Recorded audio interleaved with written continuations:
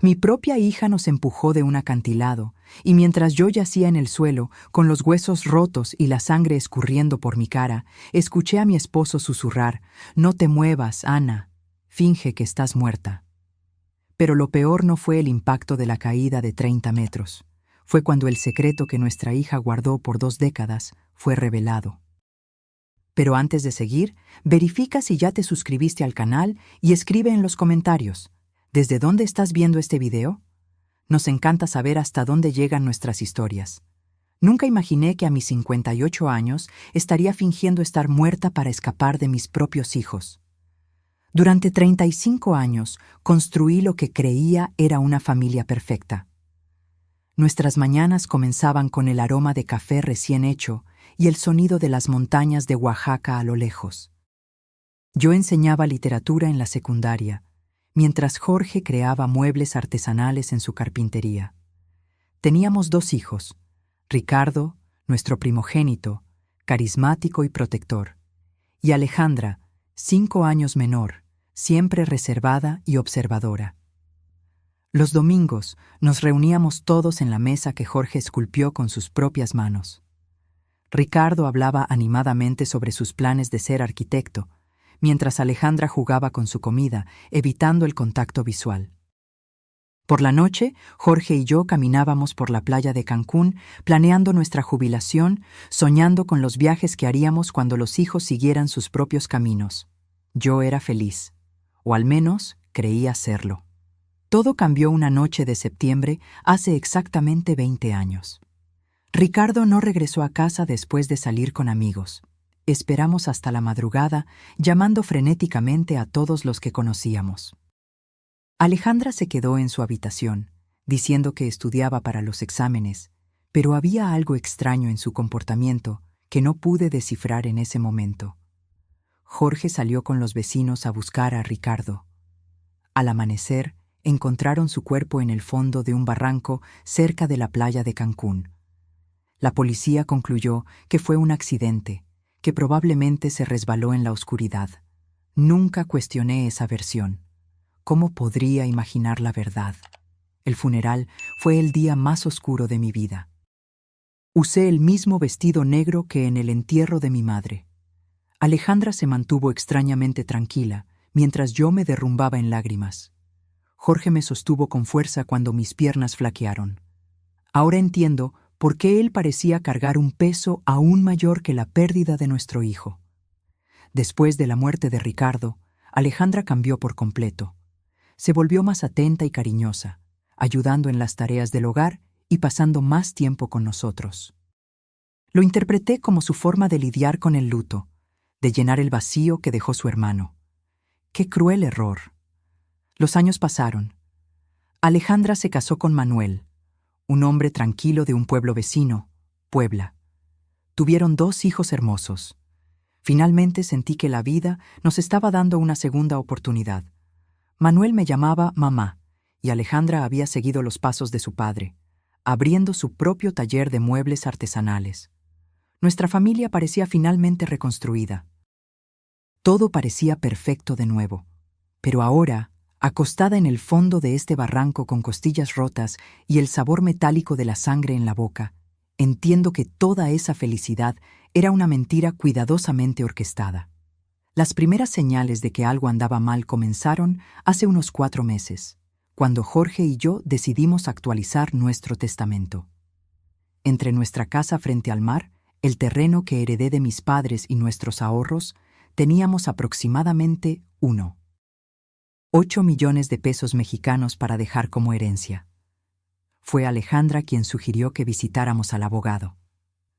Mamá, papá, ya tienen más de 55 años. Es importante tener todo organizado. Lo dijo con esa sonrisa que ahora me parece siniestra. Manuela sentía a su lado, apretándome la mano con dedos que más tarde me empujarían a la muerte. Los amamos demasiado y queremos asegurarnos de que estén protegidos, añadió con su voz mansa. El abogado, el doctor. Javier, un señor que conocíamos desde hace años, nos explicó nuestras opciones. Podríamos crear un fideicomiso, dividir la herencia entre los nietos o hacer un testamento tradicional. Alejandra insistió en ser nombrada, junto con Manuel, como nuestra única heredera. Nosotros nos encargaremos de la distribución justa para los niños, argumentó. Además, van a necesitar de nosotros cuando envejezcan. Es mejor que tengamos acceso a los recursos para cuidarlos adecuadamente. Algo en su tono me incomodó, pero Jorge pareció convencido. Mi esposo, que siempre fue más confiado que yo, aceptó la propuesta sin mucha resistencia. Yo tuve mis dudas, especialmente porque recordé cómo Ricardo siempre hablaba de ayudarnos financieramente en la vejez. Pero Ricardo se había ido, y Alejandra era nuestra única hija viva. Firmamos los documentos una tarde de jueves. Manuel vestía un traje impecable y me abrazó largamente después de la firma. Ahora somos oficialmente una familia unida para siempre, susurró en mi oído. Sus palabras me causaron un escalofrío inexplicable. Esa noche, mientras preparaba la cena, no pude sacarme la sensación de haber cometido un error terrible. Las semanas siguientes fueron extrañas. Alejandra y Manuel comenzaron a visitarnos con más frecuencia, pero sus visitas tenían un tono diferente. No venían solo a pasar tiempo con nosotros. Siempre traían sugerencias sobre cómo deberíamos mejorar la casa, qué inversiones hacer o qué seguros de vida contratar. Mamá, deberías pensar en vender esta casa grande y mudarte a un lugar más pequeño, dijo Alejandra mientras examinaba nuestros muebles con ojos calculadores. Podríamos ayudarte a encontrar un apartamento cómodo en el centro de Monterrey. Pero yo amaba nuestra casa. Cada rincón guardaba un recuerdo precioso de nuestros 35 años juntos. La cocina donde preparé miles de comidas, el taller donde Jorge creaba sus obras maestras, el patio donde nuestros hijos y nietos jugaron. No podía imaginar mi vida en otro lugar. Cuando expresé eso, vi un destello de irritación en los ojos de Alejandra que me heló hasta los huesos. «Mamá, estás siendo irracional», dijo en un tono que nunca había usado conmigo. «Esta casa es demasiado grande para 2 personas de su edad. Si se caen por las escaleras o algo sucede, no podremos llegar a tiempo para ayudar». Manuel asintió enérgicamente. «Además, el mantenimiento debe costar una fortuna. Sería mucho más inteligente vender ahora, mientras el mercado inmobiliario está en auge». Jorge comenzó a considerar sus argumentos, pero yo no podía librarme de la sensación de que había algo más detrás de esa presión. Una noche, después de otra de esas conversaciones tensas, le pregunté a Jorge si no le parecía extraño que Alejandra estuviera de repente tan interesada en nuestros asuntos financieros. «Ana, ella solo se preocupa por nosotros», respondió mientras se cepillaba los dientes. «Tal vez deberíamos considerar sus sugerencias. No somos tan jóvenes como antes». Pero vi algo en sus ojos, una sombra de duda que él no quería reconocer. Ahora sé que Jorge ya tenía sus sospechas, que ya comenzaba a atar cabos que yo ni siquiera sabía que existían. Las cosas empeoraron cuando Alejandra sugirió que le diéramos un poder notarial sobre nuestras finanzas. «Es solo por precaución», explicó mientras Manuel preparaba té en nuestra cocina como si ya fuera dueño del lugar. «Si uno de ustedes se enferma o tiene un problema de salud, podemos gestionar sus asuntos sin complicaciones legales». La forma en que lo dijo, tan naturalmente, casi me convenció. Pero había algo en su insistencia que me ponía nerviosa. No pude dormir esa noche. Me quedé despierta mirando el techo, escuchando la respiración de Jorge a mi lado, tratando de entender por qué me sentía tan inquieta. Al día siguiente, decidí llamar a mi hermana Sofía para pedirle consejo. Sofía siempre fue más perspicaz que yo, más desconfiada de las intenciones de la gente. Cuando le conté sobre la presión de Alejandra, se quedó en silencio por un largo momento. «Ana», finalmente dijo, «¿no te parece extraño que Alejandra esté tan ansiosa por controlar tu dinero? Quiero decir, ella tiene su propio negocio. Está bien financieramente. ¿Por qué necesitaría tanto control sobre tus finanzas?» Sus palabras me golpearon como una bofetada. Tenía razón. Alejandra nunca mostró problemas financieros, nunca pidió dinero prestado, Nunca dio señales de necesitar nuestra ayuda financiera. Esa tarde, cuando Alejandra apareció para otra de sus conversaciones sobre nuestro futuro, decidí confrontarla directamente. «Hija», comencé mientras estábamos sentadas en el porche, «¿por qué es tan importante para ti tener control sobre nuestros asuntos financieros? Tu padre y yo todavía estamos lúcidos». Su reacción fue inmediata y reveladora. Su rostro se endureció y, por un momento, vi algo en sus ojos que me recordó a otra persona, algo frío y calculador que nunca había notado antes. «Mamá, no se trata de control», respondió con voz tensa. «Se trata de amor, cuidado y responsabilidad familiar». Pero la forma en que pronunció responsabilidad familiar sonó más como una amenaza que como una expresión de afecto. Manuel, que se había mantenido en silencio hasta entonces, intervino con su voz tranquila, pero firme.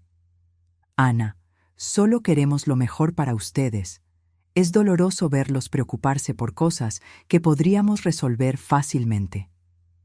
Esa noche, después de que se fueron, Jorge y yo tuvimos nuestra primera discusión seria en años. Él pensó que yo estaba siendo paranoica, que estaba buscando problemas donde no existían. Yo insistí en que algo no estaba bien, que el comportamiento de nuestra hija había cambiado demasiado. «Jorge», dije mientras lavábamos los platos, «¿te acuerdas de cómo era Alejandra antes de que Ricardo muriera? Era diferente, más distante, más... no sé explicarlo, pero había algo en ella que me asustaba». Mi esposo dejó de secar el plato que tenía en sus manos y me miró fijamente. En sus ojos vi algo que no había visto antes: reconocimiento. «Ana», dijo con voz muy baja, «hay cosas sobre la muerte de Ricardo que nunca te conté». Mi corazón comenzó a latir tan fuerte que pensé que se me saldría del pecho. Las palabras de Jorge me golpearon como un rayo. «¿Qué hay sobre la muerte de Ricardo?», pregunté con voz temblorosa. Jorge se sentó pesadamente en una de las sillas de la cocina, la misma mesa donde compartimos miles de comidas en familia, donde Ricardo solía hacer su tarea y donde Alejandra siempre permanecía en silencio. Se pasó las manos por la cara como si intentara borrar recuerdos que lo atormentaban desde hacía 20 años. «La noche que Ricardo murió», comenzó con voz ahogada, «Alejandra no estaba en su habitación estudiando como nos dijo. La vi salir de la casa alrededor de las 8. La seguí porque algo en su actitud me preocupó. Andaba muy extraña en esos días, más agresiva, más resentida». Mi esposo se detuvo, mirando sus manos como si la terrible verdad que había guardado por tanto tiempo estuviera escrita en ellas. Los vi discutiendo cerca del barranco. Ana, los escuché gritándose cosas horribles el uno al otro. Mi mundo comenzó a dar vueltas. ¿Sobre qué estaban discutiendo?, susurré, aunque una parte de mí ya no quería saber la respuesta. Jorge levantó la vista y vi lágrimas en sus ojos. Lágrimas que ni siquiera derramó en el funeral de nuestro hijo mayor. «Sobre dinero». «Ana, Alejandra estaba furiosa porque Ricardo era el mayor, porque de acuerdo con las tradiciones de mi familia, él heredaría la mayoría de nuestros bienes. Pero había algo más, algo sobre un dinero que Ricardo había descubierto». «¿Qué dinero?», pregunté, sintiendo que el suelo desaparecía bajo mis pies. Jorge suspiró profundamente antes de continuar. «Días antes de morir, Ricardo vino a hablar conmigo al taller. Había descubierto que Alejandra estaba robando dinero de nuestros ahorros. Pequeñas cantidades al principio, pero luego sumas más grandes. Ricardo tenía pruebas, llevaba meses investigando». Mi mente se negó a procesar lo que estaba escuchando. Mi hija, la que había sido tan atenta después de la muerte de Ricardo, la que nos ayudaba y cuidaba de nosotros, nos estaba robando desde antes de que su hermano muriera. «¿Por qué nunca me lo contaste?», le recriminé a Jorge, sintiendo que la traición se multiplicaba. «Porque cuando llegué al barranco esa noche ya era demasiado tarde», respondió con voz sofocada. «Vi a Alejandra de pie junto al cuerpo de Ricardo. Nuestra hija estaba temblando, llorando y repitiendo una y otra vez: Fue un accidente. Fue un accidente. Me miró con esos ojos desesperados y me rogó que la ayudara. Papá, me dijo. Ricardo se resbaló cuando intentaba agarrarme. Yo solo me defendí y él perdió el equilibrio. Las lágrimas escurrieron por mi cara incontrolablemente. «Pero le creíste», murmuré, aunque ya sabía la respuesta. Jorge asintió lentamente, con una expresión de culpa que lo atormentaba desde hacía décadas. Era mi hija, Ana. Mi hija me estaba pidiendo ayuda y Ricardo ya estaba muerto. No podía traer a uno de vuelta a la vida destruyendo al otro. Pensé que realmente era un accidente, que Alejandra había aprendido la lección, que se volvería una mejor persona después de esto. ¿Y el dinero robado?, pregunté, necesitando saber cada detalle de esta pesadilla. Nunca, respondió. De hecho, siguió tomando pequeñas cantidades que yo fingía no notar, porque confrontarla significaría admitir que encubrí un asesinato. Me volví su cómplice, Ana. Cada vez que me quedaba en silencio, cada vez que fingía no ver las cuentas bancarias disminuir, me volvía más cómplice. La terrible realidad comenzó a tomar forma en mi mente. «Es por eso que está tan interesada en controlar nuestras finanzas ahora», murmuré. «No es porque le importemos, es porque quiere terminar lo que empezó hace 20 años». Jorge asintió gravemente. «Y hay algo más, Ana, algo que descubrí hace un par de semanas». «¿Qué más podría haber?», pregunté, sintiendo que mi corazón no soportaba más revelaciones. Jorge fue a su escritorio y tomó unos papeles que había escondido bajo otros documentos. «Estuve investigando discretamente las finanzas de Alejandra. Su taller no va tan bien como ella quiere que creamos. De hecho, está al borde de la quiebra. Le debe más de 400,000 pesos mexicanos a varios bancos y proveedores». Los papeles temblaron en mis manos mientras leía los números. Alejandra no era la empresaria exitosa que fingía ser. Era una persona desesperada que vivía de mentiras y dinero robado durante décadas. «¿Manuel sabe de todo esto?», pregunté, recordando su sonrisa tranquila y sus cálidos abrazos. «Estoy seguro de que sí», respondió Jorge. «Noté cómo dirige las conversaciones cuando hablan de nuestro dinero, cómo hace preguntas específicas sobre nuestros ahorros, el valor de la casa, nuestras pólizas de seguro. No son preguntas inocentes, Ana. Son preguntas de alguien que está calculando exactamente cuánto vale nuestra muerte». Esa frase me heló hasta los huesos. «Nuestra muerte», repetí en un susurro. Fue la primera vez que consideré que Alejandra podría querer hacernos daño físico. Hasta ese momento, pensé que solo quería robarnos o engañarnos. Pero si había causado la muerte de su propio hermano por dinero, ¿qué le impediría matar a sus padres por la misma razón? «Jorge», dije, agarrando sus manos, «tenemos que ir a la policía. Tenemos que contarles la verdad sobre Ricardo y sobre lo que está pasando ahora». Pero mi esposo negó con la cabeza con una mirada de desamparo que me rompió el corazón. «¿Con qué pruebas, Ana? Soy cómplice de encubrir un homicidio. Si hablo ahora, también iré a la cárcel. Y además, ¿quién le va a creer a un hombre de 60 años que guardó este secreto por 20 años? Tenía razón. ¿Entonces solo esperamos que nos mate como hizo con Ricardo? «Vamos a ser muy cuidadosos», dijo Jorge, tratando de sonar más confiado de lo que realmente estaba. «Vamos a encontrar la manera de protegernos, de reunir pruebas para...». Pero sus palabras fueron interrumpidas por el sonido del teléfono. Era Alejandra. «Hola, mamá», dijo con esa voz dulce que ahora me sonaba siniestra. «Manuel y yo estuvimos pensando, y creemos que sería hermoso celebrar su 35º aniversario de bodas con algo especial.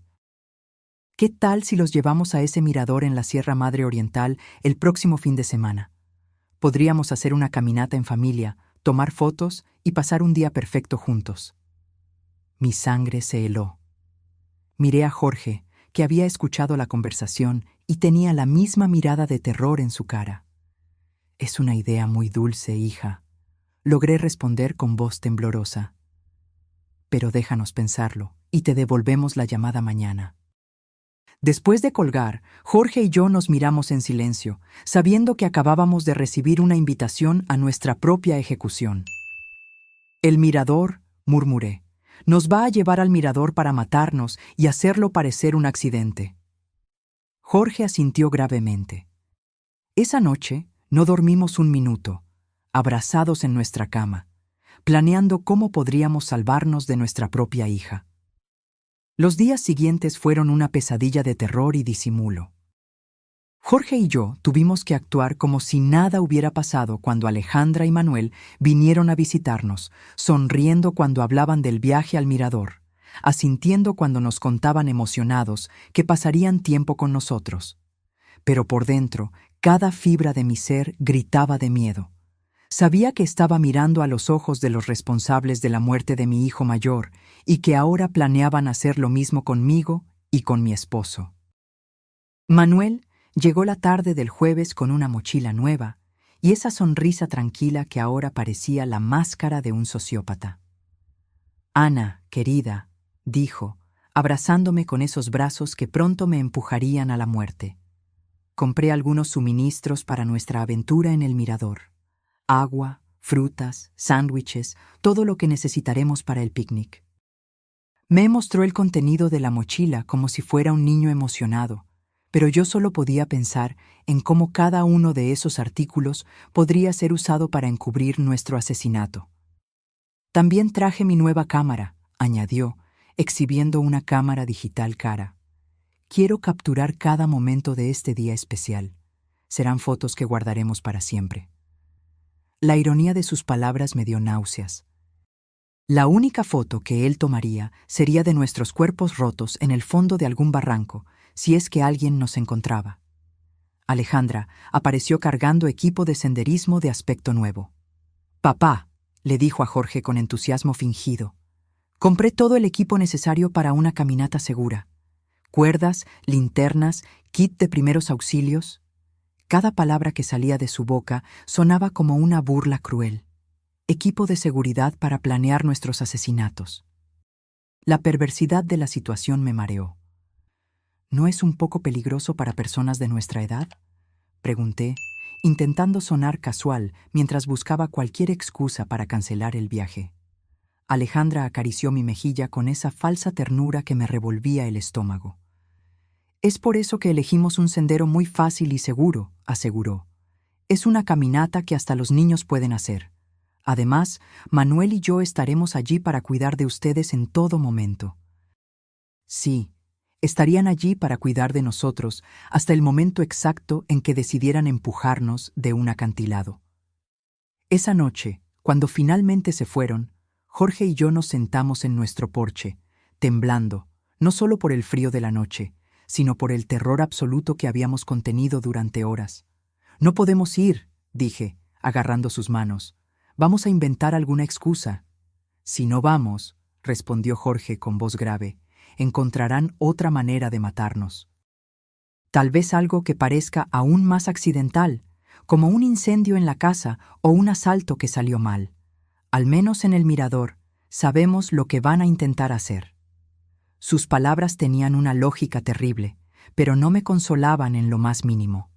«Entonces, ¿qué sugieres?», pregunté, desesperada por encontrar alguna solución que salvara nuestras vidas. Jorge se quedó pensativo por unos minutos antes de responder. «Vamos, pero estaremos preparados. Voy a esconder mi celular y configurarlo para que grabe todo lo que suceda. Si logramos sobrevivir, tendremos pruebas. Y si no...» Su voz se quebró. «Al menos alguien sabrá la verdad». El viernes por la noche apenas pudimos tocar nuestra cena. Sabíamos que podría ser nuestra última comida juntos en nuestra casa, en esa cocina donde habíamos compartido tantos momentos felices cuando éramos una familia de verdad.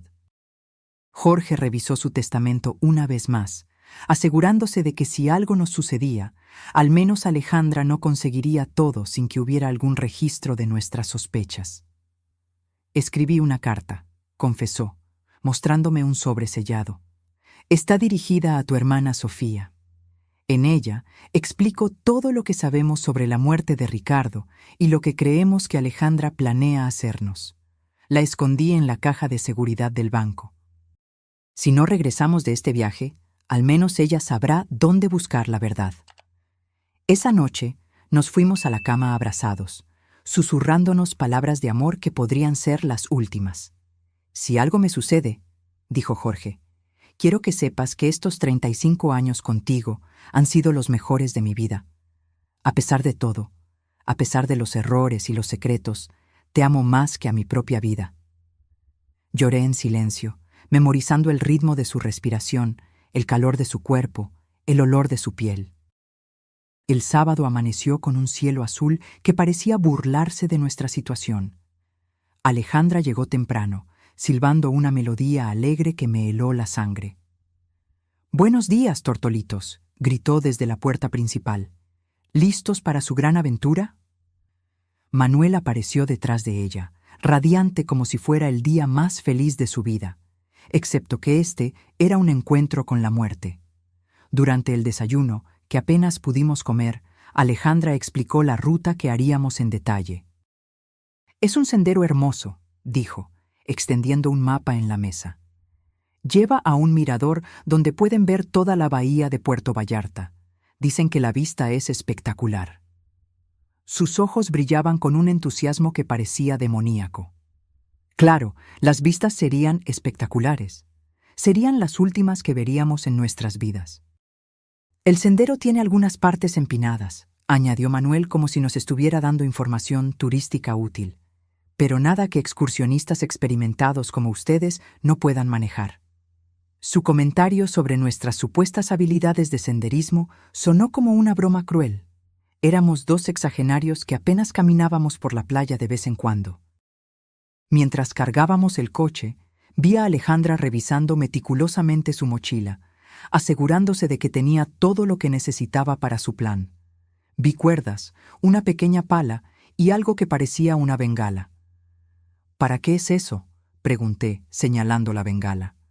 «Para seguridad», respondió sin dudar. «Si nos perdemos o algo sale mal, podemos enviar una señal de socorro». Claro, enviarían una señal de socorro después de empujarnos de un acantilado para que nuestros cuerpos pudieran ser encontrados y se confirmara que fue un trágico accidente durante una caminata en familia. Todo calculado. Cada detalle había sido planeado para hacer que nuestros asesinatos parecieran perfectamente naturales. El viaje en coche a la Sierra Madre Oriental duró casi 3 horas que parecieron una eternidad. Manuel puso música animada y cantó junto con las canciones como si realmente estuviéramos yendo a un divertido paseo en familia. Alejandra condujo con cuidado, obedeciendo todos los límites de velocidad, deteniéndose en cada señal de alto. No quería arriesgar un accidente que arruinara sus planes perfectos. Durante el viaje, Jorge discretamente tomó mi mano y activó la grabación en su teléfono. Todo lo que sucedió a partir de ese momento sería grabado. Si lográbamos sobrevivir, tendríamos pruebas. Si no, al menos la verdad no moriría con nosotros. Cuando finalmente llegamos al inicio del sendero, mi corazón latía tan fuerte que pensé que se me saldría del pecho. El lugar era hermoso, con árboles altos y el sonido de una cascada a lo lejos. Pero para mí, se había convertido en el escenario de mi propia ejecución. Alejandra y Manuel sacaron sus mochilas del coche, sonriendo y bromeando como si fuera el día más feliz de sus vidas. «¿Listos para la aventura?», preguntó Alejandra. Y por primera vez en 20 años vi el mismo brillo frío en sus ojos que debió tener la noche que Ricardo murió. El sendero comenzó relativamente fácil, serpenteando entre árboles frondosos y rocas cubiertas de musgo.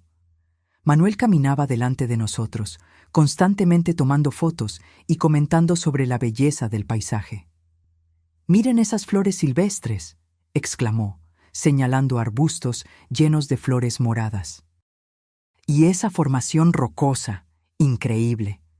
Su actuación era perfecta, la de un yerno amoroso disfrutando de un día especial con sus suegros. Alejandra caminaba detrás de nosotros, supuestamente para asegurarse de que no nos quedáramos atrás. Pero yo podía sentir sus ojos en nuestra espalda como puñales. Cada vez que me daba la vuelta para mirarla, me sonreía con esa sonrisa que había perfeccionado a lo largo de 20 años de mentiras. ¿Cómo están, mamá y papá?, preguntaba con falsa preocupación. ¿Necesitan parar y descansar? Después de una hora de caminata, comenzamos a subir una parte más empinada del sendero. Mis piernas ya estaban pesadas, y Jorge estaba respirando con dificultad.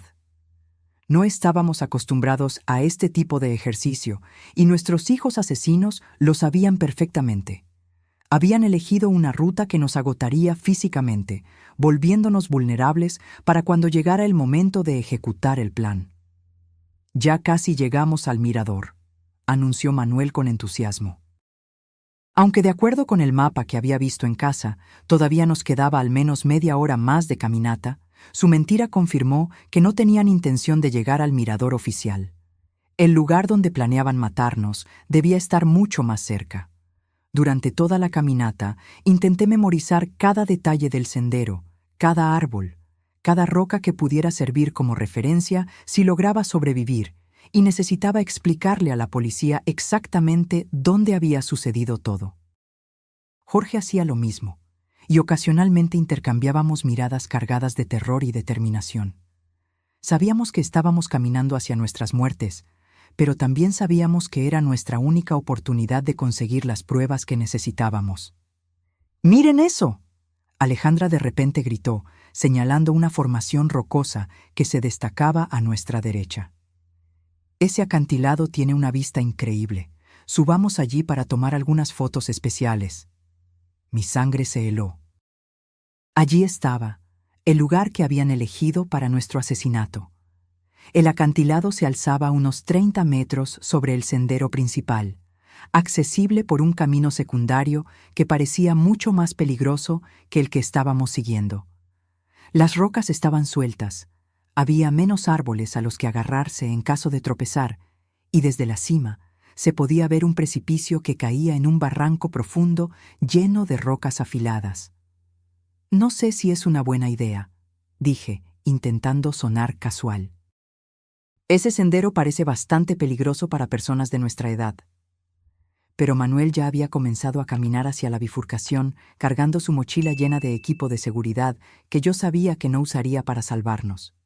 «Vamos, Ana», dijo con esa voz persuasiva que usaba cuando quería convencerme de algo. «Solo tomará unos minutos. Además, Alejandra tiene razón. Las fotos desde allí arriba serán espectaculares». La forma en que dijo «espectaculares» me hizo temblar. Serían espectaculares para quien las viera después como evidencia de nuestro accidente. Jorge apretó mi mano discretamente, recordándome que su teléfono estaba grabando todo. Teníamos que seguir. Teníamos que ir hasta el final para conseguir las pruebas que necesitábamos. Si nos negábamos ahora, simplemente encontrarían otra oportunidad, otro lugar, otra excusa para matarnos. La subida al acantilado fue agotadora. Las rocas sueltas se deslizaban bajo nuestros pies, y más de una vez casi me caigo. Pero lo más aterrador fue darme cuenta de cuán perfecto era este lugar para un asesinato. Si alguien tropezaba accidentalmente y caía desde la cima, no habría forma de sobrevivir. Y lo más importante, no habría testigos. «Ya casi llegamos», gritó Alejandra desde arriba, donde ya había llegado con la agilidad de alguien que había planeado esta ruta con cuidado.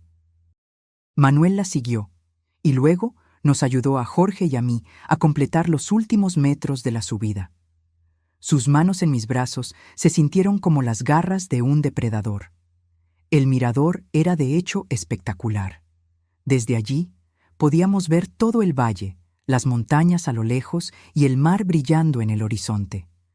En cualquier otra circunstancia, habría sido un momento hermoso para compartir con la familia. Pero sabiendo lo que yo sabía, el lugar se sentía como el escenario perfecto para una pesadilla. «Vengan aquí para las fotos», gritó Manuel, posicionándose cerca del borde del acantilado. «Quiero que el valle esté de fondo». Jorge y yo nos acercamos lentamente, cada paso acercándonos a nuestro destino final. pude ver a Alejandra posicionándose estratégicamente detrás de nosotros, calculando ángulos, midiendo distancias. «¡Perfecto!», exclamó Manuel, levantando su cámara. «Ahora abrácense y sonrían». Jorge y yo nos abrazamos, probablemente por última vez, mientras él tomaba foto tras foto. Cada destello de la cámara se sintió como un relámpago anunciando la tormenta que estaba a punto de llegar. «Tomen otra», sugirió Alejandra, moviéndose más cerca de nosotros. «Pero esta vez, quédense un poco más atrás para que el paisaje quede mejor en el encuadre». Un paso atrás significaba estar exactamente en el borde del precipicio. Jorge y yo intercambiamos una mirada. Había llegado el momento. Nos movimos hacia atrás como se nos ordenó, sintiendo que el suelo sólido desaparecía bajo nuestros pies, quedando solo el vacío del abismo detrás de nosotros. Manuel levantó la cámara una vez más, pero esta vez vi algo diferente en sus ojos. Ya no había necesidad de fingir. La máscara se había caído. «Sonrían», dijo con una voz que ya no era gentil. «Esta va a ser su última foto». En ese momento, Alejandra se lanzó hacia nosotros con los brazos extendidos. El plan era simple: empujarnos hacia atrás para que cayéramos al vacío, tomar algunas fotos del accidente y luego bajar para descubrir nuestros cuerpos rotos. Pero Jorge se había estado preparando para este momento. En el último segundo, logró agarrar la muñeca de Alejandra y tirarla hacia adelante. «Si vamos a morir, tú vienes con nosotros», gritó con una furia que nunca antes había visto en él. Por un momento, los cuatro estábamos tambaleándonos en el borde del acantilado, agarrándonos unos a otros en una danza macabra entre la vida y la muerte. Manuel gritó e intentó ayudar a Alejandra, pero el peso de todos nosotros era demasiado. Sentí que el suelo cedía bajo mis pies. Sentí que la gravedad comenzaba a ganar la batalla. Y luego los cuatro caímos juntos, encerrados en un abrazo mortal, gritando mientras el aire silbaba a nuestro alrededor y el suelo rocoso se acercaba a una velocidad vertiginosa. En esos segundos que duraron una eternidad, pensé en Ricardo, en cómo se debió sentir cuando Alejandra lo empujó al barranco hace 20 años. Imaginé su terror, su confusión, su traición al darse cuenta de que su propia hermana lo había condenado a la muerte. El impacto fue brutal.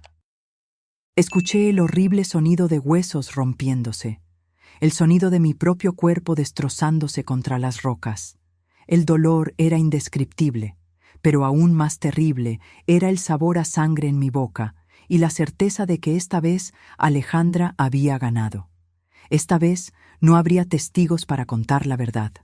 Pero entonces escuché la voz de Jorge, débil pero clara. «Ana, no te muevas, finge que estás muerta». Y me di cuenta de algo increíble. Aún estaba viva. El dolor era tan intenso que pensé que iba a enloquecer. Cada fibra de mi cuerpo gritaba en agonía. Sentí la sangre escurriendo por mi cara y algo caliente y pegajoso empapando mi ropa. Pero la voz de Jorge resonó en mis oídos como un comando divino. «Finge que estás muerta». Con una fuerza de voluntad que no sabía que poseía, permanecí completamente inmóvil, controlando incluso mi respiración para que fuera imperceptible. A pocos metros de distancia podía oír los gemidos de dolor de Alejandra y Manuel. Ellos también habían sobrevivido a la caída, pero por los sonidos que hacían parecían estar en peor condición que nosotros. «Manuel», oí la voz quebrada de mi hija. «¿Estás bien?». Su preocupación por su esposo me revolvió el estómago. Esta mujer que había causado la muerte de su propio hermano e intentado matarnos, aún era capaz de sentir amor por alguien. «Creo que me rompí la pierna», gimió Manuel. «Duele tanto, Alejandra». «¿Y los viejos?». La forma despectiva en que se refirió a nosotros confirmó lo que yo ya sabía. Nunca fuimos familia para él. Éramos solo obstáculos en el camino hacia nuestro dinero. Escuché movimiento, como si Alejandra estuviera gateando en nuestra dirección. Mi corazón latía tan rápido que tuve miedo de que ella pudiera oírlo. «Están muertos», anunció después de unos minutos que parecieron horas. Ambos tienen los ojos abiertos, pero no están respirando. Su mentira me llenó de una extraña esperanza. Si creía que estábamos muertos, tal vez tendríamos una oportunidad. Perfecto, susurró Manuel con una satisfacción que me heló la sangre. Funcionó exactamente como lo planeamos. Bueno, excepto por la parte en que nosotros caímos también, respondió Alejandra con una risa amarga. Al menos ya no tendremos que fingir que los amamos más. En los minutos siguientes, que parecieron una eternidad, Alejandra y Manuel discutieron su situación. Ambos estaban heridos, pero podían moverse.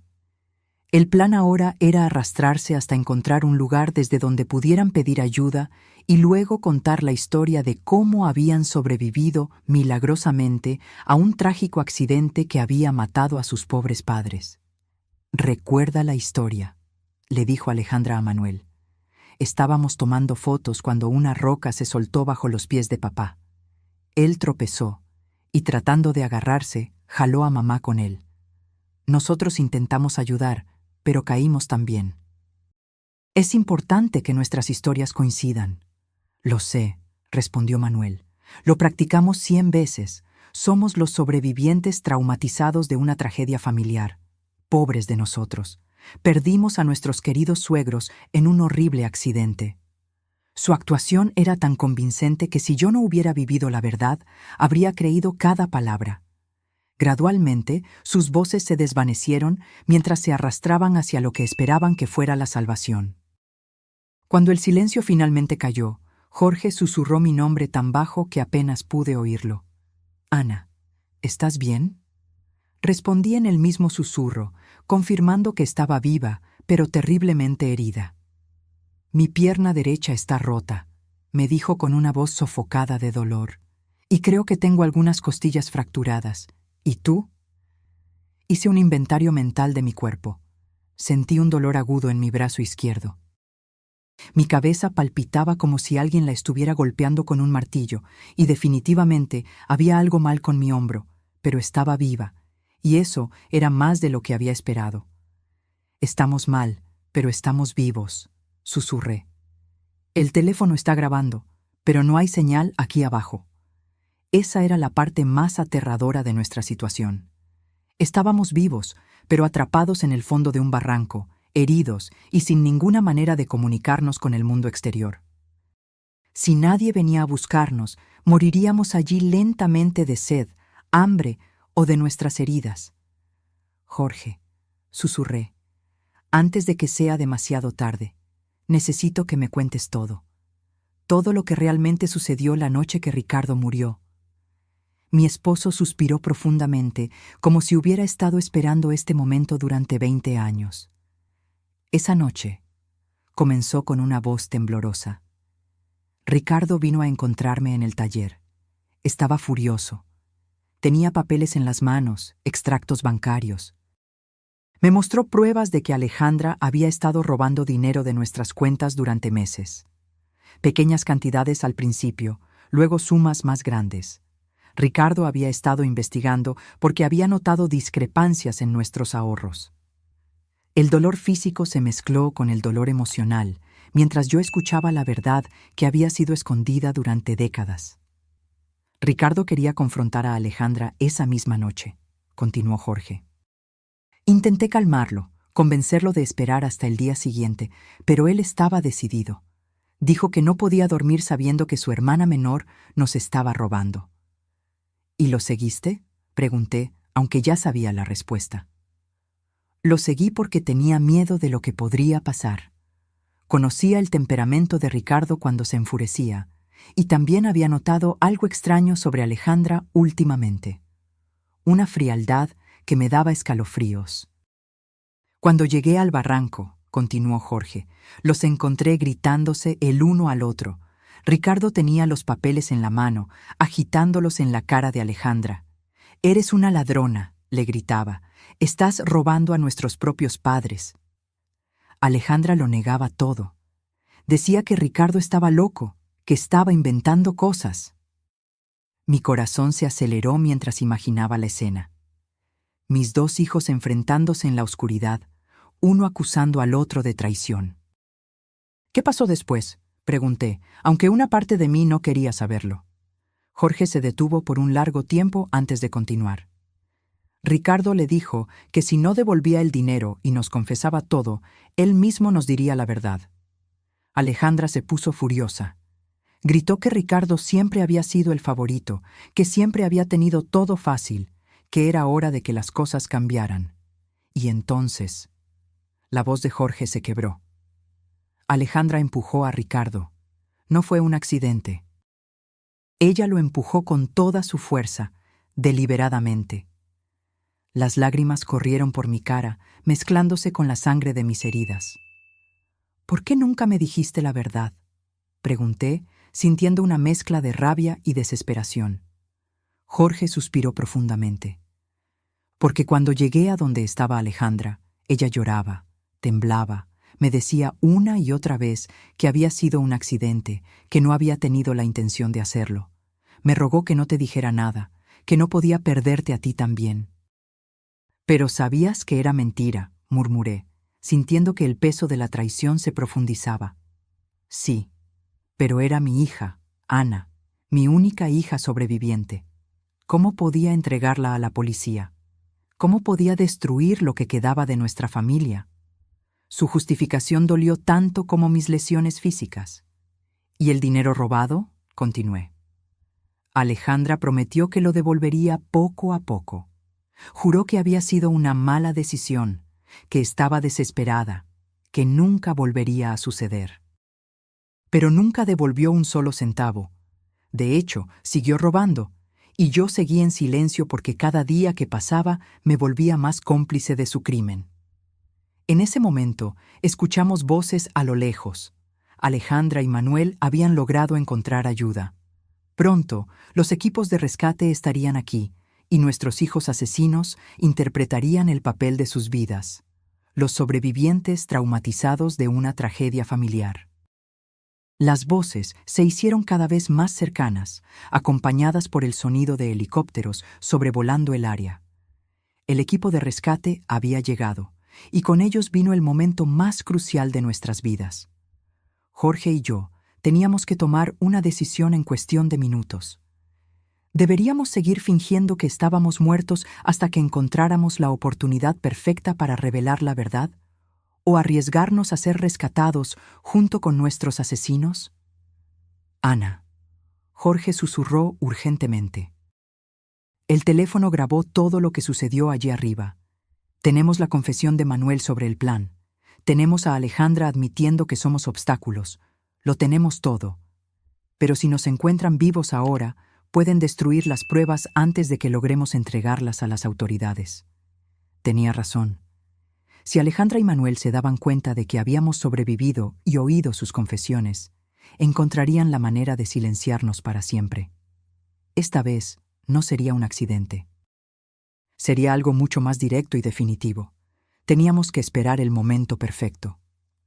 «Están aquí abajo», gritó la voz de Alejandra desde arriba. «Mis padres, por favor, dense prisa». Su actuación era perfecta, su voz quebrada de dolor y desesperación. Si yo no conociera la verdad, habría creído que era una hija devastada por la pérdida de sus padres.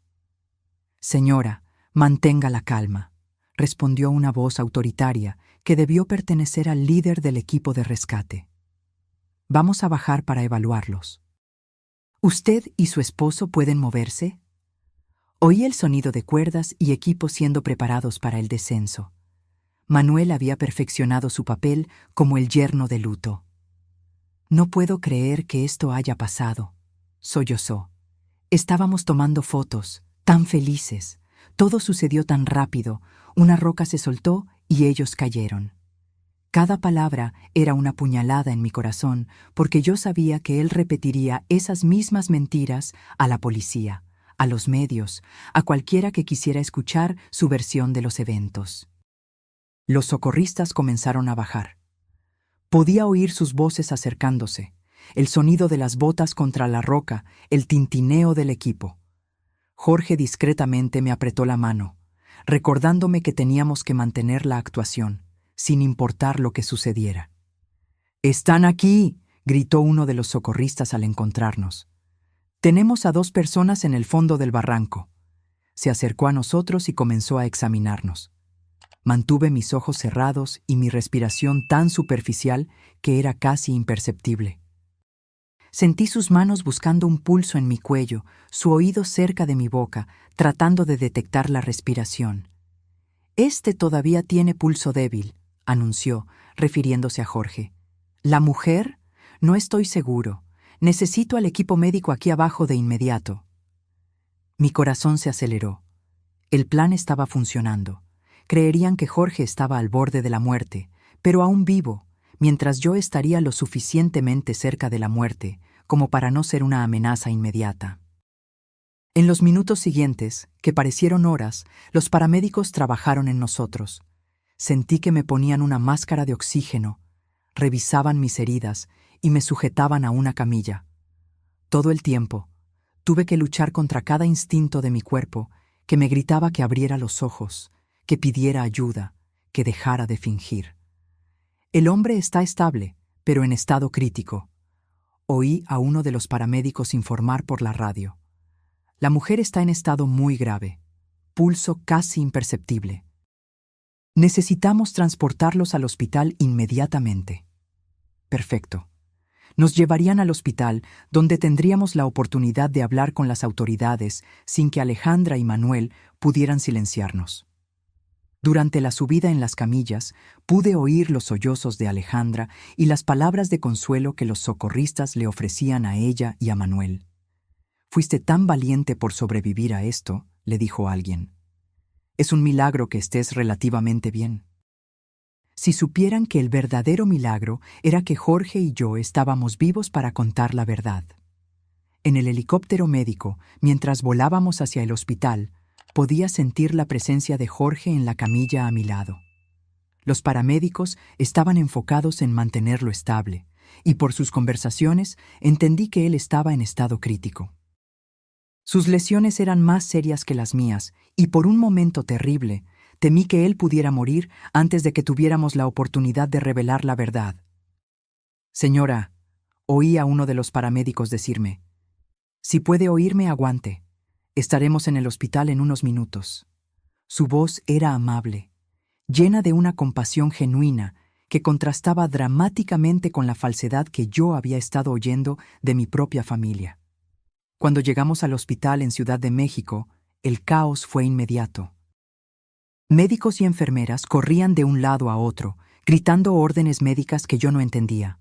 Fui llevada directamente a una sala de emergencias, donde comenzaron a trabajar en mis lesiones. Tuve que seguir fingiendo que estaba inconsciente, pero también necesitaba encontrar una manera de comunicarme con alguien en quien pudiera confiar. «Doctora», oí a una enfermera decir, «los signos vitales de ella son extraños. El pulso es más fuerte de lo que esperaríamos para alguien en su supuesta condición». Mi corazón dio un brinco. Me habían descubierto. Yo era tan mala actriz que mi propio cuerpo me estaba traicionando. «Sucede a veces en casos de trauma extremo», la médica respondió. «El cuerpo tiene formas misteriosas de aferrarse a la vida. Vamos a mantener un control estricto. Las próximas horas serán cruciales». Alejandra hizo un sonido que supuestamente era un sollozo de dolor, pero para mí sonó como un suspiro de alivio. «¿Podemos verlos?», preguntó Manuel. «Solo por unos minutos. Necesitamos despedirnos en caso de que algo suceda». La médica asintió, y pronto oí pasos acercándose a mi cama. Era el momento más peligroso de todos. Tenía que convencer a mis asesinos de que estaba realmente muriendo. Sentí la presencia de Alejandra junto a mi cama. Su mano tocó la mía, y todo lo que pude hacer fue no retirar mi mano de inmediato. «Mamá», susurró, «si puedes oírme, quiero que sepas que te amo. Siento mucho que esto haya sucedido». Sus palabras eran miel envenenada, dulce en la superficie, pero mortal en su esencia. Manuel se acercó desde el otro lado. «Ana, querida», murmuró, «has sido como una madre para mí. Nunca te olvidaremos». Mentira. La única razón por la que no me olvidarían era porque tendrían que vivir con el conocimiento de que me habían asesinado. Pero entonces Alejandra se inclinó más cerca de mi oído y susurró algo que me heló la sangre. Espero que hayas aprendido la lección, mamá. Nunca debiste haber hecho tantas preguntas sobre nuestras finanzas. Algunas verdades es mejor dejarlas enterradas, igual que a Ricardo. En ese momento, supe que nuestro plan había funcionado. Alejandra acababa de confesar, y aunque yo no tenía cómo grabar, había una enfermera en la habitación que había oído cada palabra. El susurro de Alejandra resonó en mis oídos como una confesión directa de su culpabilidad. Ella había mencionado a Ricardo. Había admitido que algunas verdades debían permanecer enterradas. Y lo más importante, había reconocido que nuestras preguntas sobre finanzas habían sido la razón de nuestro accidente. Pero yo necesitaba más que eso. Necesitaba una confesión completa que no pudiera ser malinterpretada o negada después. La enfermera que había oído el comentario, una joven llamada María, de acuerdo con su identificación, había dejado de revisar los monitores. Vi a través de mis párpados semicerrados cómo sus ojos se abrían de par en par con sorpresa y horror. Ella había oído algo que no debía haber oído, y su expresión me dijo que entendía las implicaciones de esas palabras perfectamente. «¿Qué dijiste sobre Ricardo?», susurró Manuel, obviamente sorprendido por la mención del hermano muerto. Alejandra se tensó, dándose cuenta de que había hablado de más. «Nada», murmuró. «Solo quise decir... Bueno, mamá siempre se preguntó qué sucedió realmente esa noche». «Creo que ya no importa», respondió Manuel, pero su voz estaba cargada de tensión. Pero importaba, y Manuel era lo suficientemente inteligente como para darse cuenta de que su esposa había cometido un error. «Alejandra», le dijo con voz tensa, «vámonos. Los médicos necesitan espacio para trabajar». Pude sentir la tensión entre ellos, la comprensión mutua de que habían hablado de más en el lugar equivocado. Después de que se fueron, la enfermera María se acercó a mi cama. «Señora», susurró tan bajo que apenas pude oírla. «Sé que puede oírme. Lo que acabo de oír no es normal. Si está en peligro, necesita decírmelo de alguna manera». Su voz tenía una urgencia que me llenó de esperanza. Alguien más había empezado a sospechar. Muy lentamente, casi imperceptiblemente, moví mi dedo índice. Fue el movimiento más pequeño posible, pero María lo notó de inmediato. «Dios mío», susurró, «está fingiendo estar inconsciente». Moví mi dedo de nuevo, esta vez 2 veces. «Escuche», dijo, inclinándose aún más cerca. «Voy a fingir que estoy revisando sus monitores. Si está en peligro por culpa de esas personas que acaban de salir, mueva su dedo 3 veces». Sin dudarlo, moví mi dedo 3 veces. María jadeó. «¿Ellos le hicieron esto a usted?». 3 movimientos más. La enfermera se alejó de mi cama y fingió revisar mi vía intravenosa mientras procesaba lo que acababa de descubrir. Pude ver en su expresión que estaba lidiando con la decisión de qué hacer. Finalmente, se acercó a mí de nuevo. «Voy a hablar con la médica a cargo», susurró. «Pero necesito que siga fingiendo hasta que podamos protegerla. ¿Entiende?». Moví mi dedo una vez. Los siguientes minutos fueron agonizantes. María salió de la habitación y me quedé sola, esperando y rezando para que ella creyera mi historia y tomara las acciones correctas. Finalmente, oí pasos acercándose. Era María acompañada por una mujer mayor que debía ser la médica jefa y, sorprendentemente, 2 policías. «Señora», la médica dijo con voz baja. La enfermera María me contó sobre su situación. «Si puede oírme, necesitamos que sepa que ahora está segura. Los policías están aquí para protegerla». Una ola de alivio tan intensa casi rompió mi actuación. «¿Puede abrir los ojos?», preguntó uno de los policías. Lentamente, muy lentamente, abrí mis ojos. La luz del hospital me cegó por un momento, pero gradualmente pude enfocarme en las caras preocupadas que me rodeaban. «Gracias a Dios», murmuró María. «Pensé que me estaba volviendo loca». Señora, dijo el policía, un hombre de mediana edad con una expresión seria. Soy el detective Martínez. Entendemos que puede estar en una situación muy peligrosa. ¿Puede decirnos qué sucedió realmente en esa montaña? Mi voz salió como un susurro ronco después de horas fingiendo estar inconsciente. Mi hija y su esposo nos empujaron. Las horas siguientes fueron un torbellino de declaraciones, grabaciones y revelaciones. Le conté al detective Martínez todo lo que sabía. La muerte de Ricardo, los robos de Alejandra, la presión para cambiar nuestro testamento y finalmente el plan para asesinarnos en la montaña. Pero la cosa más importante era la grabación en el teléfono de Jorge. ¿Su esposo tiene pruebas grabadas?, preguntó el detective, con los ojos brillando. Sí, respondí. Todo está en su teléfono. Las confesiones, los planes, todo. El detective inmediatamente fue a la habitación donde Jorge estaba siendo tratado. Jorge había recuperado la conciencia poco después de mí, y cuando el detective le explicó la situación, él entregó su teléfono sin dudar. Aquí está todo, dijo con una voz débil pero firme. 20 años de mentiras y la verdad sobre lo que sucedió hoy. Mientras los técnicos de la policía analizaban la grabación, Alejandra y Manuel permanecieron en la sala de espera, interpretando su papel como miembros de la familia devastados para otros visitantes del hospital. No tenían idea de que su actuación cuidadosa estaba a punto de terminar para siempre. La grabación es clara, anunció el detective después de una hora. Tenemos confesiones explícitas sobre el asesinato de Ricardo, admisiones sobre robar dinero y pruebas directas de intento de asesinato premeditado contra ustedes dos. Es más que suficiente para arrestarlos. ¿Pero van a arrestarlos aquí?, pregunté, preocupada por nuestra seguridad. Si se dan cuenta de que estamos vivos y hablando. El detective asintió, entendiendo mi preocupación. Ya tenemos policías en posición. Tan pronto como tengamos la orden de arresto firmada, los detendremos. Mientras tanto, ustedes dos están bajo protección policial. La ironía de la situación no se me escapó. Alejandra y Manuel estaban allí abajo, probablemente hablando con familiares de otros pacientes, recibiendo condolencias por nuestras muertes, planeando cómo lidiar con nuestro funeral y herencia.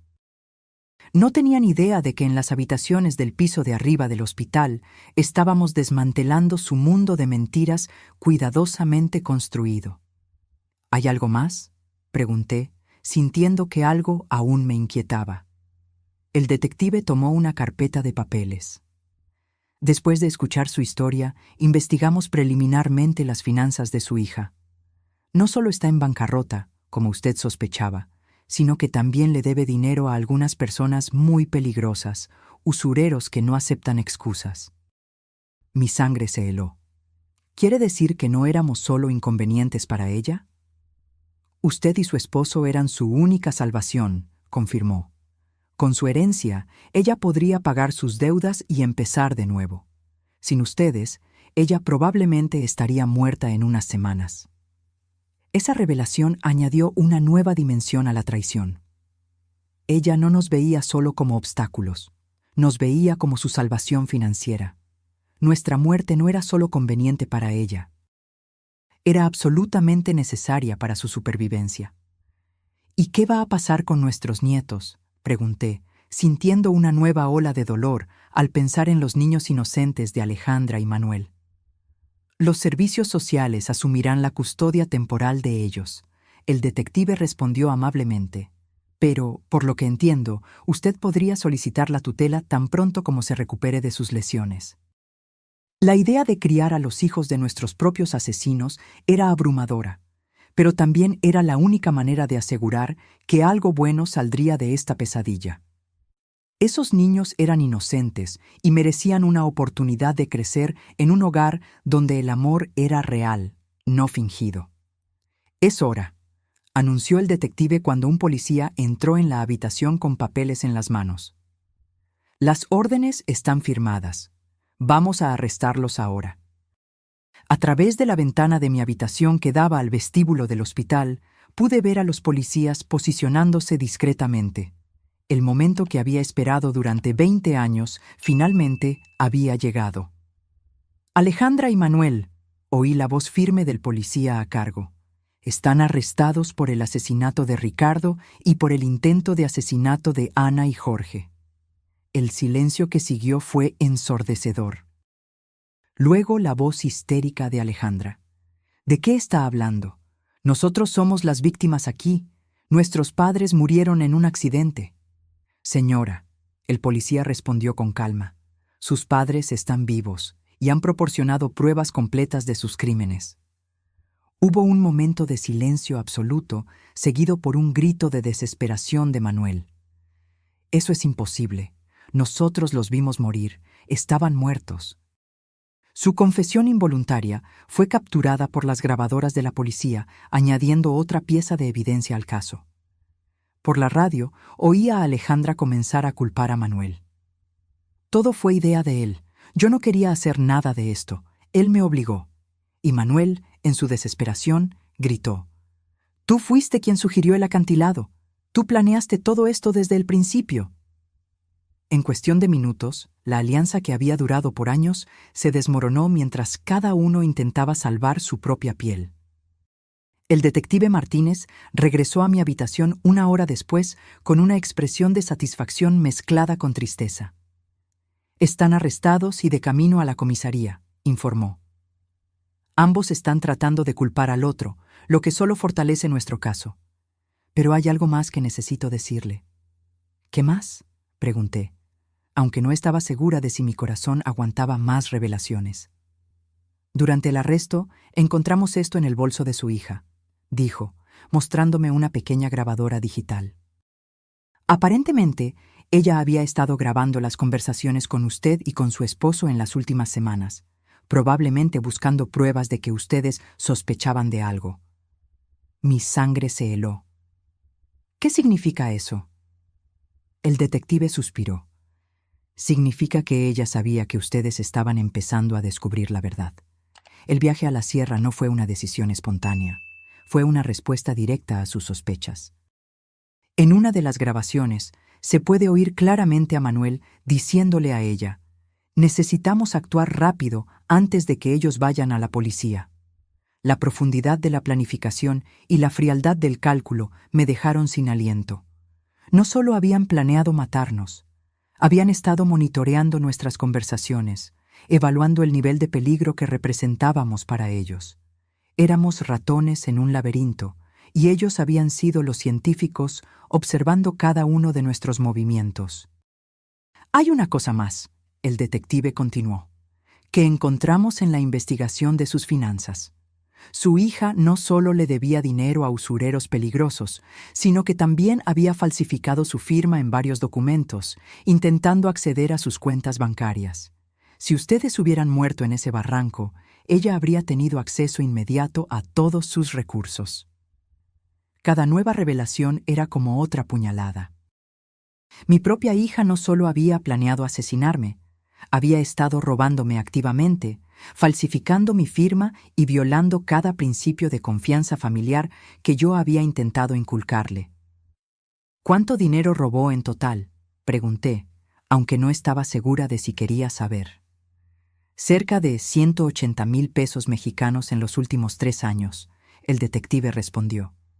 Pequeñas cantidades que ella pensó que usted no notaría, pero que cuando se suman, totalizan una cantidad significativa.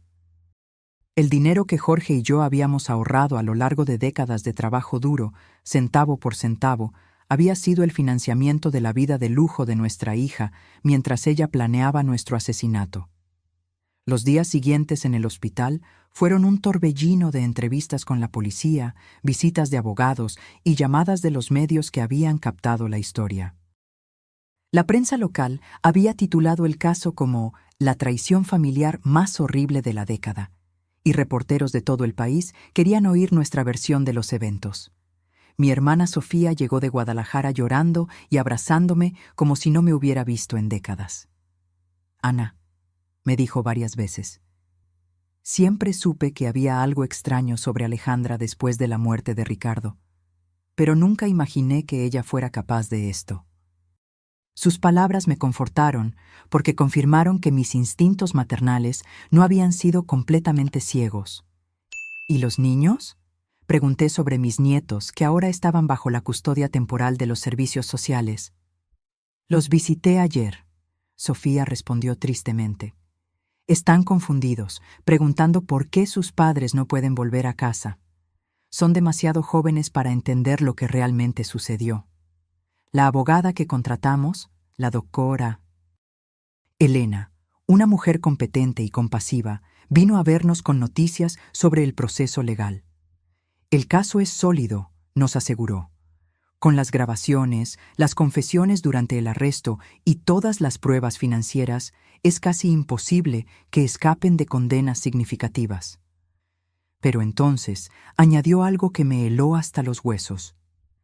Sin embargo, están tratando de negociar una declaración de culpabilidad menor, alegando que fue un crimen pasional, no premeditado. ¿Un crimen pasional?, exclamé indignada. Ellos planearon esto durante semanas, compraron equipo especial y eligieron el lugar perfecto. La doctora Elena asintió gravemente. Lo sé, y tenemos pruebas de la premeditación, pero sus abogados van a argumentar que fue una decisión desesperada tomada bajo extrema presión financiera. La idea de que pudieran recibir sentencias reducidas por sus crímenes me llenó de furia. Habían matado a Ricardo. Habían intentado asesinarnos. Habían robado nuestro dinero durante años, y ahora querían presentarse como víctimas de las circunstancias. ¿Qué podemos hacer para asegurarnos de que reciban lo que se merecen?, pregunté. Testificar. La doctora Elena respondió simplemente. Su testimonio, combinado con todas las pruebas, será crucial para que el jurado entienda la verdadera naturaleza de estos crímenes. Pero les advierto, será emocionalmente devastador enfrentar a su hija en la corte. Tenía razón.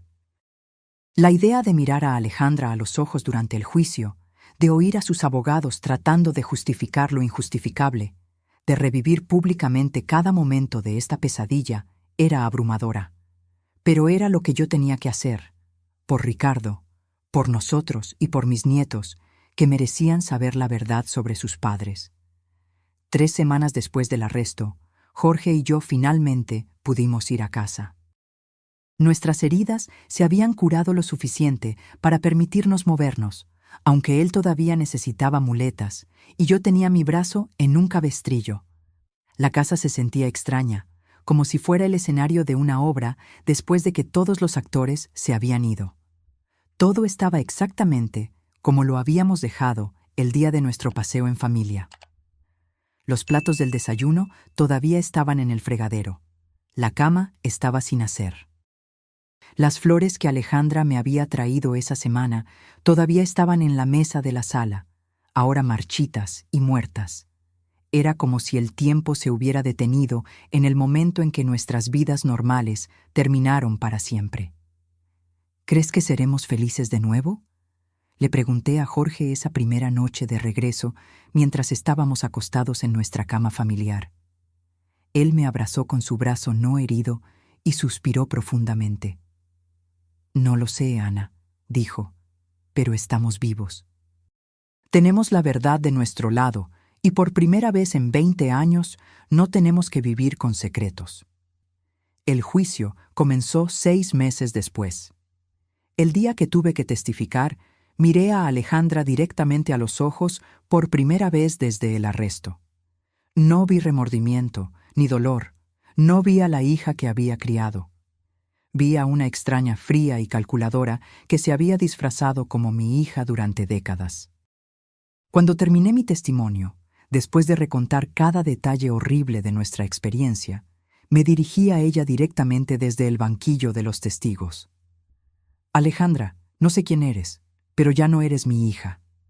Mi hija murió la noche que mataste a Ricardo, y lo que ha vivido en su lugar durante 20 años es un monstruo que yo, sin saberlo, ayudé a crear.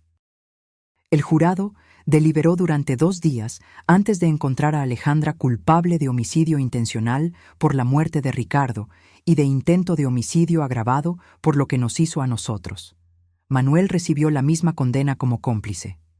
Ambos fueron sentenciados a 30 años de prisión sin derecho a libertad condicional anticipada. Ahora, un año después, Jorge y yo iniciamos el proceso de adopción formal de nuestros nietos. Son niños hermosos e inocentes que merecen una oportunidad de crecer sabiendo lo que es el amor verdadero, no el amor manipulador y tóxico que recibieron de sus padres biológicos. Todas las noches, cuando los acuesto, les cuento historias sobre el tío Ricardo, el tío que nunca conocieron. Les cuento sobre su bondad, su honestidad, su sueño de ser arquitecto y construir casas para familias felices. Les cuento cómo era valiente y cómo intentó proteger a los que amaba, incluso cuando eso lo puso en peligro. No les cuento sobre la traición, sobre la caída, sobre el impacto que le quitó la vida. Son demasiado jóvenes para cargar con esa carga. Tal vez un día, cuando sean mayores, les cuente toda la verdad. Pero por ahora, quiero que crezcan sin el peso del legado sombrío de sus padres. Todavía me despierto por la noche a veces, sudando y gritando, reviviendo el momento de la caída. Jorge también tiene pesadillas. Nos abrazamos en la oscuridad, recordándonos el uno al otro que estamos vivos, que sobrevivimos, que la verdad finalmente salió a la luz. Decidimos vender la casa. Hay demasiados recuerdos aquí, tanto buenos como horribles. Compramos una casa más pequeña cerca de la playa, donde el sonido constante de las olas nos ayuda a dormir mejor. Una casa nueva para un nuevo comienzo. La cicatriz en mi hombro todavía me duele cuando cambia el tiempo. La rodilla de Jorge nunca se recuperó por completo. Estas son las cicatrices físicas que llevamos. Las emocionales son mucho más profundas. A veces, me encuentro mirando viejas fotos de familia. Alejandra sonriendo en su 10º cumpleaños. Ricardo enseñándole a andar en bicicleta. Los 4 juntos en un picnic en la playa. Intento entender cómo algo tan hermoso pudo transformarse en algo tan monstruoso. Cómo no vi las señales, los pequeños momentos que podrían haberme alertado sobre lo que estaba por venir. Pero luego me recuerdo que el amor puede hacernos ciegos, que a veces no queremos ver la verdad porque duele demasiado, que confiamos en aquellos que amamos, incluso cuando deberíamos cuestionar. Nunca visité a Alejandra en la cárcel. No puedo hacerme mirar a los ojos de la mujer que mató a mi hijo e intentó matarme. Jorge fue una vez, pero regresó más silencioso que nunca. Dijo solo que ella no mostró remordimiento, solo rabia por haber sido atrapada. Manuel escribió cartas pidiendo perdón, diciendo que estaba bajo la influencia de Alejandra, que no era él mismo. No respondimos. Algunas traiciones son demasiado grandes para ser perdonadas. Los años pasarán. Nuestros nietos crecerán. El dolor tal vez disminuya un poco. Pero la verdad permanecerá. La verdad sobre cómo la codicia puede corromper incluso los lazos familiares más sagrados. Sobre cómo el silencio puede proteger a los monstruos. Sobre cómo a veces necesitamos fingir estar muertos para finalmente vivir en la verdad. A veces, cuando camino por la playa con Jorge a mi lado y nuestros nietos corriendo por delante, siento una paz inesperada. No es la felicidad que conocíamos antes. Es algo diferente, algo más profundo. Una sensación de que sobrevivimos a lo peor que la vida nos pudo lanzar y aún así encontramos razones para sonreír. Y en algún lugar, tal vez Ricardo esté viendo todo esto, viendo que su muerte no fue en vano, que la verdad, incluso después de 20 años, finalmente salió a la luz, que aquellos que lo amaban sobrevivieron para contar su historia. Y eso, al final de cuentas, es una forma de justicia. Ahora, si te gustó esta historia, da clic a este próximo video que está apareciendo en la pantalla, porque en él la historia de traición y revuelta como nunca has visto antes.